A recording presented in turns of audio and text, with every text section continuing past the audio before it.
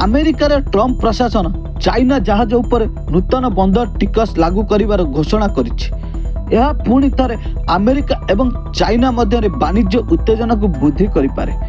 अमेरिकार वाणिज्य प्रतिनिधि यूएसटीआर द्वारा प्रकाशित योजना अनुଯାयी यही टिकस चाइना द्वारा मालिकाना परिचालित किंबा निर्मित जहाज उपर लागू होब। यही योजना अनुଯାयी 14 अक्टोबर 2025 रु आरंभ करी 2028 एप्रिल पर्यंत पर्यायक्रमे टिकस वृद्धि करा जिवो।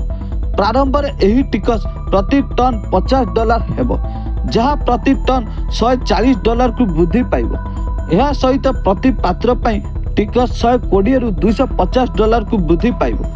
SCMP अनुଯାयी चाइना वैदेशिक मंत्रालय मुखपात्र लिन जियान यही निष्पत्ति को समालोचना करी कहिसेंती यही पदक्षेप विश्व जोगान श्रृंखला को बाधा दे पारे, खर्च वृद्धि करि पारे एवं अमेरिकीय ग्राहकों उपर मुद्रास्फीतर बोझ वृद्धि करि पारे। से कहिसेंती यही नीति अमेरिकार जहाज निर्माण शिल्प को पुनर्जीवित करिवार सफल हेबो नै। यूएसटीआर योजना अनुଯାयी प्रत्येक जहाज को वर्ष को सर्वाधिक 5 थर टिकस आदाय करा जिवो।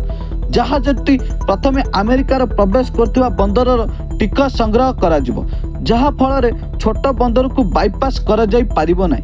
यूएसटीआर तार रिपोर्ट रे कहिछि विश्व जहाज निर्माण रे अमेरिकार अंश केवल 0.1%।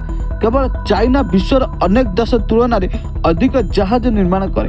2024 तथ्य अनुଯାयी चाइना नूतन जहाज निर्माण ऑर्डर 70% हासिल करथिला।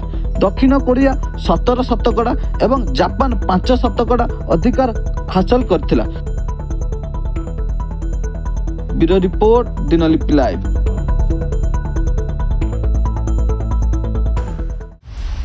दिनलिपि लाइव को एबे ही लाइक शेयर सब्सक्राइब करंतु।